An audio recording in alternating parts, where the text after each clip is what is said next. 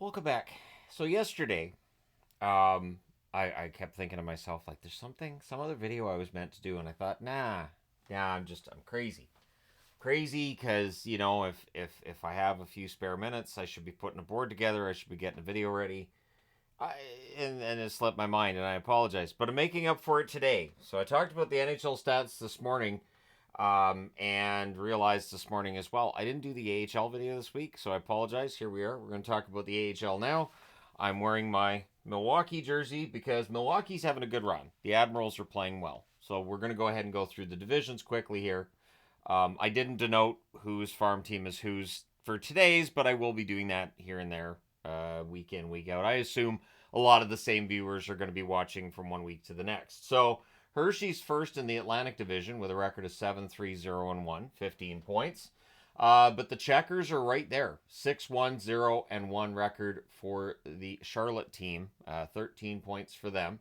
And then there's the Wilkes-Barre Penguins, who have 3 wins in a row. They're 6-2, and they have 12 points. So pretty good three-way race there in the Atlantic. Of course, we know Hershey's going to be excellent.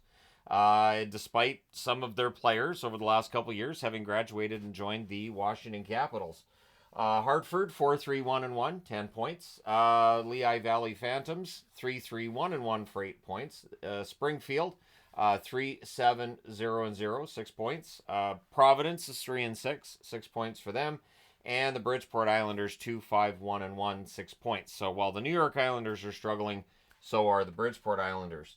And then you get to the North Division, and Laval's having a really strong run. 7 wins in a row. They're 8-1, 16 points. So excellent run for Laval so far. We'll see how far this can go. And then you've got the Toronto Marlies, who are 6-1-0-1 for 13 points. Belleville is next at 4-1-0-3, 11 points. So you've got Montreal, Toronto, and Ottawa's farm teams all right there within 5 points of each other, which I think is kind of nice. Then you've got Syracuse at 5-4, so 10 points. The Americans have 4 wins in a row to get to 5-3, 10 points for them. The Cleveland Monsters 4-3-0-1, so 9 points. And the Utica Comets are still winless on the season, 0-8-0-1. So they do have a point in a shootout loss, but they do not have a victory as of yet. Utica's having a lot of issues. But New Jersey's playing well, so there's that. Then you get to the Central. Milwaukee's won 8 in a row. That's the Milwaukee jersey. They're 8-1, 16 points.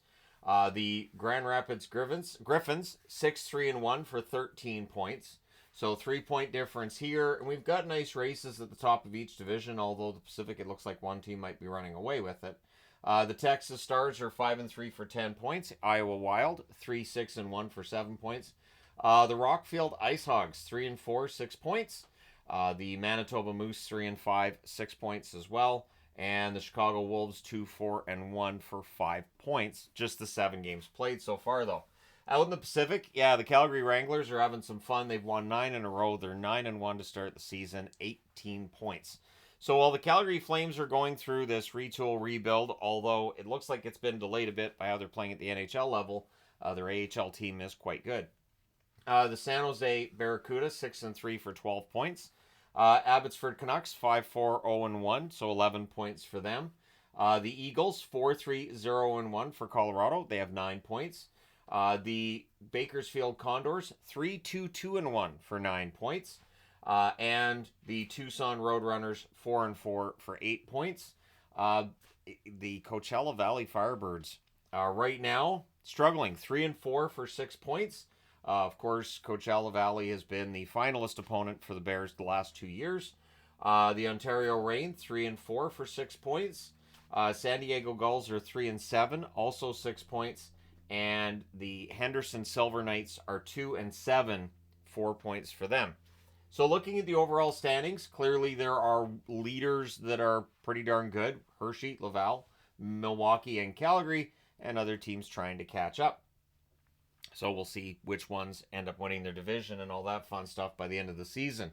Vinny Hinostroza. Vinny Hinostroza is one of those examples of a player who's probably too good to be in the AHL, but he's also not skilled enough to play a top 6 role in the NHL at this point, nor does he necessarily suit a bottom 6 role, so he is leading the AHL in points, for the Milwaukee Admirals. 16 points for Vinny, and I hope at some point he gets a call up from the Nashville Predators. Your goals leaders, Ethan, Frank, and Hershey with 9 goals. Cairns in Calgary also has 9 goals.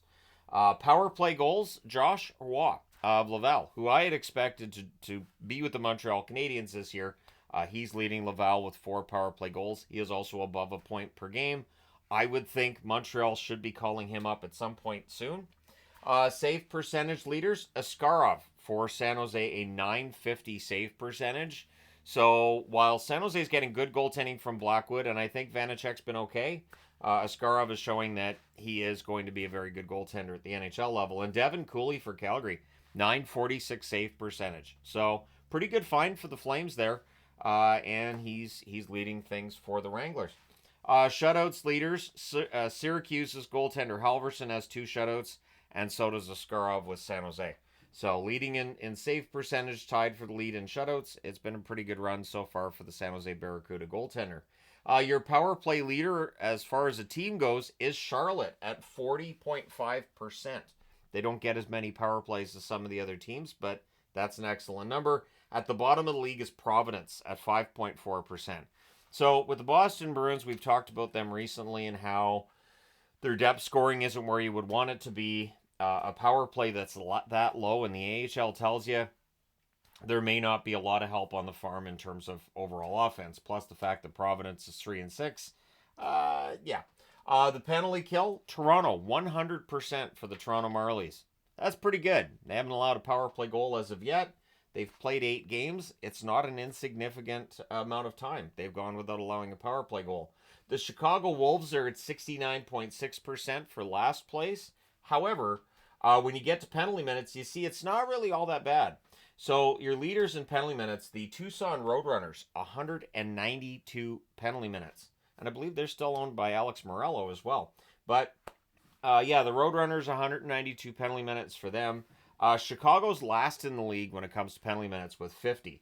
So that penalty kill being bad at 69.6%, not hurting them as much because they've only taken 50 penalty minutes thus far through 7 games. The problem is when they do get penalized, they're not killing it off at the same rate as other teams. But it is always interesting because we talk a lot about power play and penalty kill. But there's been times where I've gone, okay, but who's actually getting more power play goals and allowing more power play goals? And sometimes those numbers can look a little different. And so for instance, maybe your team goes 1 for 6 on the power play. And so that penalty kill goes 5 for 6. That's pretty good.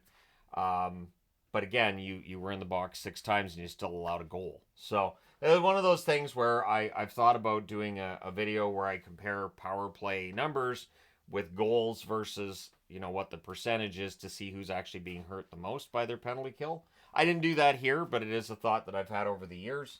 Just because I think it's interesting. If I did that, I'd have to use multiple years in there as well. But yeah, so Chicago not going to the box a lot. When they do, they're having trouble killing it. Now, tonight there are 2 games in the AHL. On Wednesday, there's 7. So with the AHL schedule, it's kind of almost the reverse of the NHL's during the week in terms of what days are busy, minus Monday, where normally there aren't any games. On Thursday, there's just 1 game, so there's the difference with the NHL. And on Friday, there's 7. Because in the AHL, which is really a gate-driven league, you want your games on Friday, Saturday, and Sunday. That's where a majority of the hockey is going to be played because that's when you're going to get people to come out and watch. So 7 on Friday, 14 on Saturday, and 10 on Sunday. So it gets very busy on the weekend. And again, on Monday, nothing. So, let me know your thoughts in the comment section below. I am very impressed with what Laval's doing. We'll see how sustainable that is. And I say that because I know Hershey's going to stay at the top. I have a feeling that the Wranglers stay at the top as well. They were both very good regular season teams last year. And Milwaukee, we'll see. We'll see how it all goes. And again, one thing that the AHL has an issue with that the NHL doesn't have is that some of these top guys, some of these really great producers, some of these guys that are dragging teams to really good records will end up getting called up to their NHL parent team. And it can really dramatically affect the results at the AHL level when that happens. So when an NHL team's dealing with a lot of injuries, like for instance, like the Colorado Avalanche, that's going to mean that the Colorado Eagles are going to be short on some of their top players because they're going to be up helping out the Avs. So as the Avs get healthier, that should strengthen the Eagles roster and maybe improve their record. So it's one thing the AHL has that the NHL doesn't really have to worry about. You don't have to worry about, hey, Kucherov was playing so well, he got brought up to a league above the NHL. We didn't know that existed. So at any rate, let me know your thoughts in the comment section below, as always. I do apologize I didn't get this done yesterday, so I will make sure to get it done on Mondays from here going forward. Promise. Don't forget to hit like and subscribe in the event you may not have done so already. Thank you guys so much for all your support. I will talk to you again soon.